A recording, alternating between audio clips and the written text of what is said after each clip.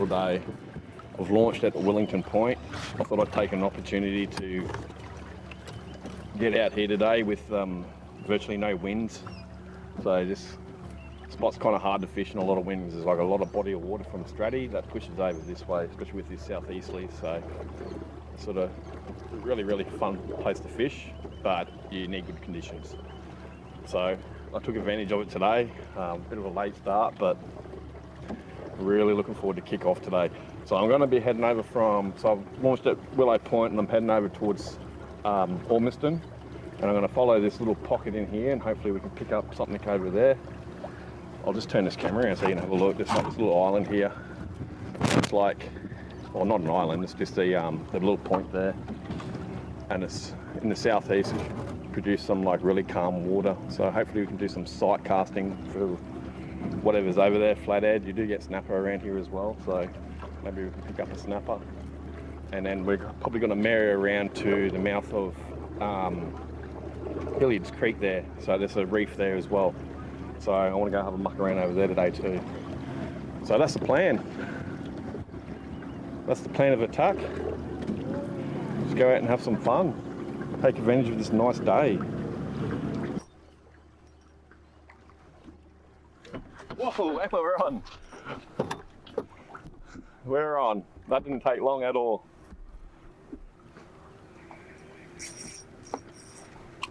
Hopefully my lines don't cross over. I'll have to play them on this side.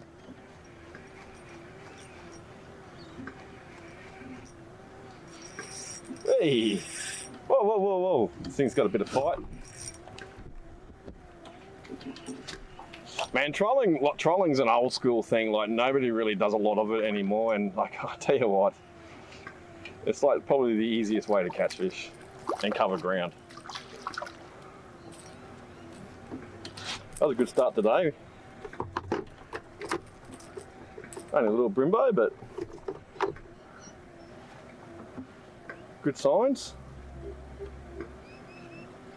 It's not a little green lure. I was going to run a different lure today because the water's so clear, but yeah, only a little fella. He's off. Back he goes. Might bring this one in because I want to reset it. It's really nice, sort of like gravelly, sort of bit corally, reefy sort of bottom around here. So this is why Willow Point's so good. Like, it's just got really good grounds and always holds fish. So I kind of really enjoy fishing this, and I don't get to do it that often. Even though Vicky Point's probably would have been the better choice because there's a lot of prawns down there at the moment, a lot of bait. It's going to be sort of a lot more fish and a bit bigger. But I don't get to come out here that often, so I thought, bugger it, we'll come out here. It's such a good day. I don't want to waste it. Take advantage of it. Fish somewhere different.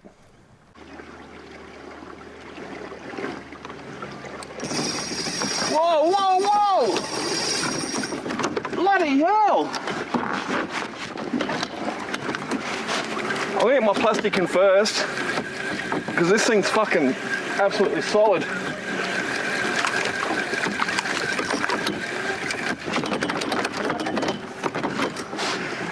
Fix this camera up.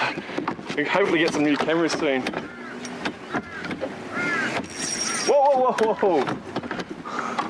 How's that? That is a good fish. This thing's punching some weight. I wasn't expecting it to hit so hard so quickly. Just gonna put my glasses down so I don't lose them in the water, otherwise I'm going swimming. Put me drag up a little bit.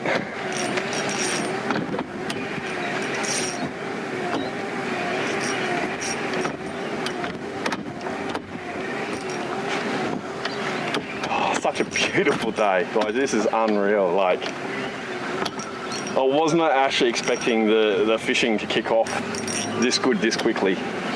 I really wasn't. I mean, I've only left the boat ramp 5 minutes ago and we're on our second one. We've travelled probably maybe 300 metres in a troll, and this is a solid bream, absolutely solid. Oh God. I wish I had an underwater camera here because like it's crystal clear, absolutely crystal clear. See if I can get a shot on him for you.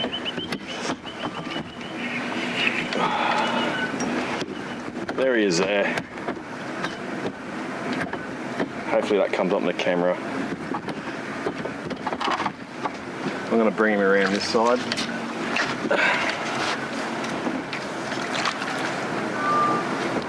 He's not that big, he's just sort of been hooked on the side as well, so we jagged him in the fin. It sort of made him feel like he was bigger than what he was. Ooh, I do not want to get jagged like this.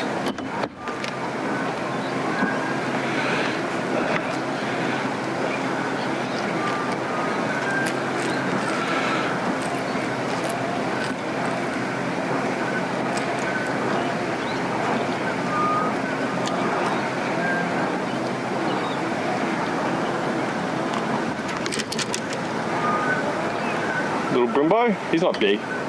He just felt a lot bigger than what he was because I hooked him on the fin. So he bit it, but the lure got him on the fin as well. So he's sort of fighting sideways, so I felt a lot bigger than what it was, but... Oh, go again.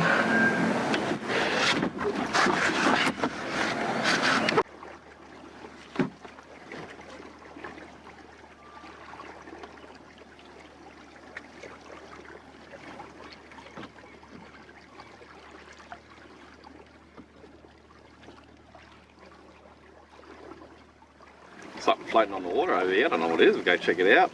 If it's rubbish, we'll pick it up, clean it. Whoa, whoa, whoa! Whoa! Whoa, whoa! Settle down, fella.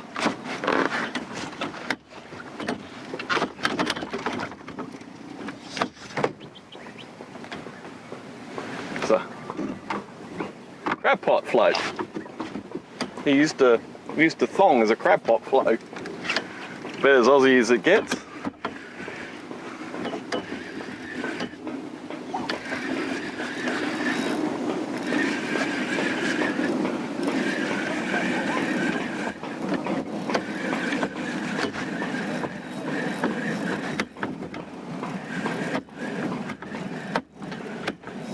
It's only a little Brumbo, but it's got a bit of fight into him. Good fun. He's just jumped on that Z-Man. That motor oil green 3-inch minnow. Only a little fella. Yeah, great lure. I mean, like, I've always been searching for a good brim plastic, and yeah, these have been on the market a long time. I've never used them. I was like, everyone keeps talking about them. Might as well have a go at them, and like now they're just my go-to. They really are. So, you know, sometimes it gets a bit boring using the same artificial baits, the same lures, but you know, if it works, it works. Like, why change? There's no point changing up if it doesn't work. I mean, I think I'll venture around and try some different stuff soon, but you know, when you're on a budget, you know, some of us just don't have the luxury to have 30 different types of artificial baits to try or play around with. You know, they get expensive to buy, so if you find something that works, like, you always just use it. Just use it. Like, don't follow that marketing wank factor, you know, buy this, buy that, it works, rah, rah, rah. Like, if you find something, if it's old or new and it works, just stick with it. You know, unless you've got money and you can afford to change it up a bit. But so I'm sticking to that lure there and sticking to this, and I'll probably run with these till I either lose them or buy new ones. Let's get going again. This is fun.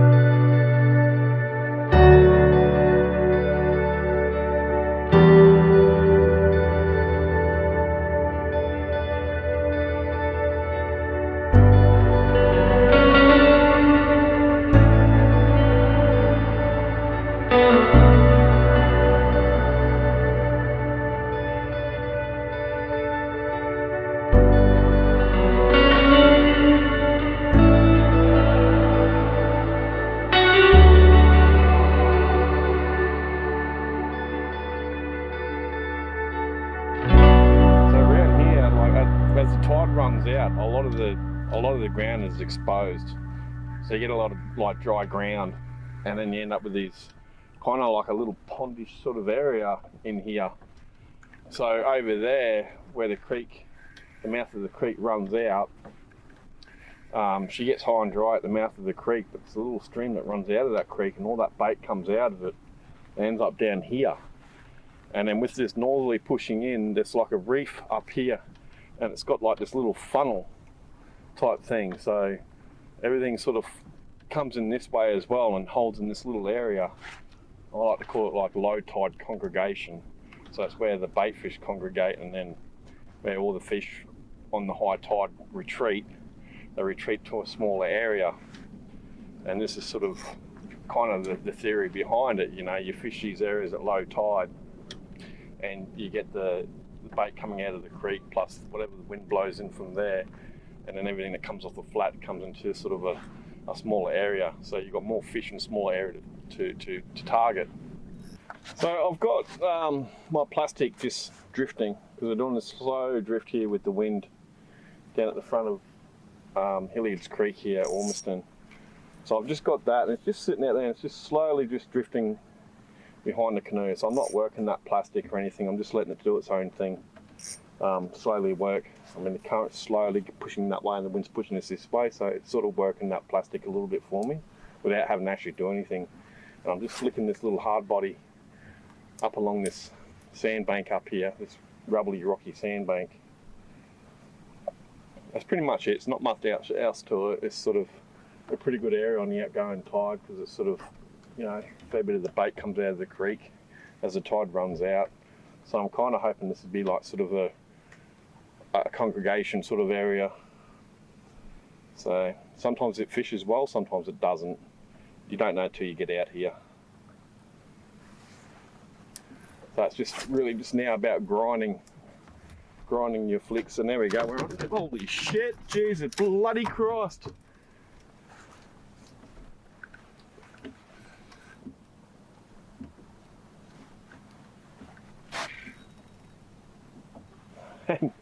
You see what I mean? Like just having that soft plastic just sit out there and just do its own thing. Sort of cover a bit of ground. It's sort of going really, really slow because we're moving slow with the wind, and it's just doing its own thing. And I'm gonna have to get this lure in here now, because that's cast it out. I really hope something doesn't jump on this as I wind it out, otherwise I'm in strife.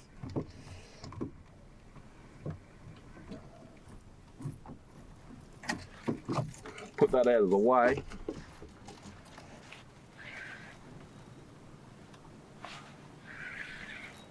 The bar alarm didn't close properly, that's why the rod was doing that funny thing there.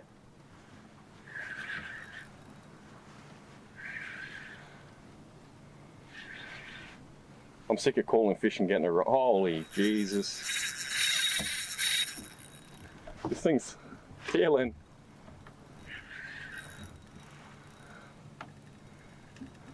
Hey, whoa, whoa, whoa, whoa, whoa, whoa, whoa! So much fun. Big brim just broke the surface there too, but this thing's fat. It is fat and it is solid and it is fighting hard.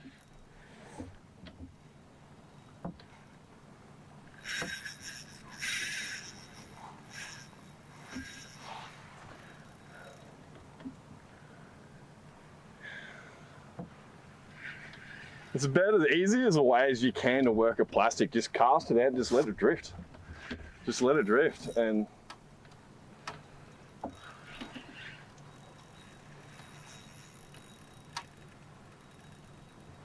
oh my God.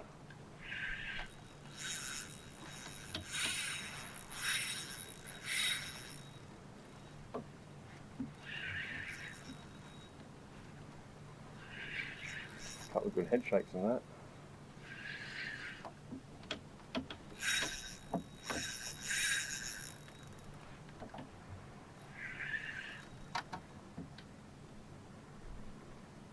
Geez, that is a nice flatty. That is a really, really, really nice flathead. Let's see if I can get that on camera, because he's not ready to come in yet. I've only got really light line on. Have a look at that. Hopefully that comes up in the camera. I'm trying to level this tripod out. See if we can get him up on the camera. There he is there, look at that. Beautiful flathead. He's fat, he's got a bit of meat on him.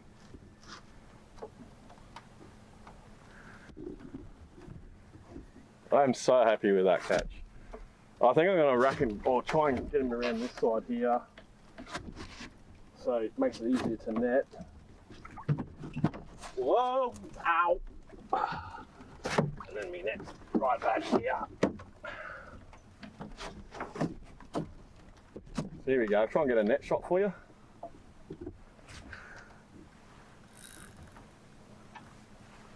Got to hold me rod halfway up. Can't bloody get the. Oh, it's tingled up in the bloody oar now.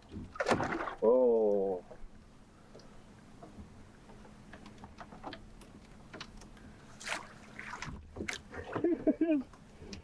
I'm gonna give myself a bit more line. Here we go, here we go. This is it. There we go. Oh my God. Absolutely beautiful. Look at that. Absolutely unreal. Hopefully you don't have to. He's taken it deep. I'm gonna have to sit down and try and unhook this, so just bear with me for a minute.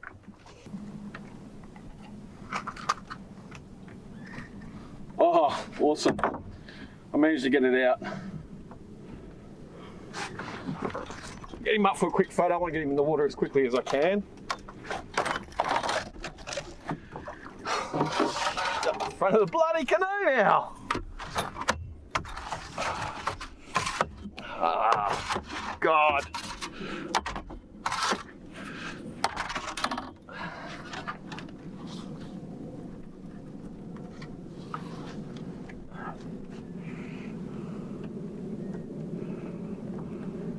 There we go. Beautiful flatty. Let me get this guy swimming.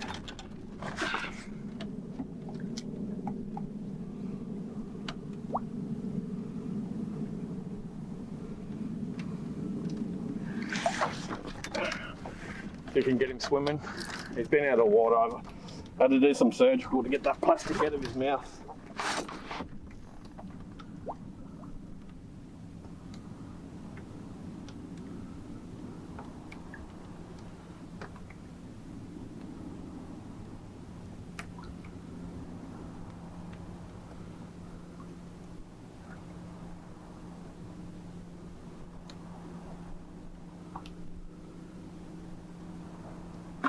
There we go.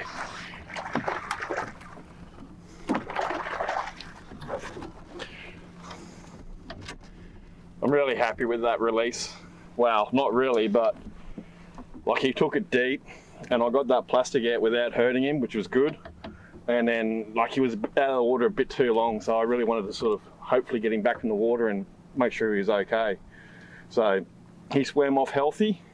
He was a little bit gassed out, but he swam off healthy, which is good. So there was no damage done internally with that deep hookup. So I'm really, really happy about that. If I'm in that situation there where I don't sort of get, if they take it deep and you're gonna hurt them, getting them out and they don't survive, like I just end up keeping them and taking them home and having a feed out of them. So it's one of those things about fishing, sometimes you just can't, you know, release them because there's too much damage. It's just unfortunate, but you know, you do your best and hope for the best. Get this plastic back on and we might shoot up there and do that again. That was fun. That was a solid flatty.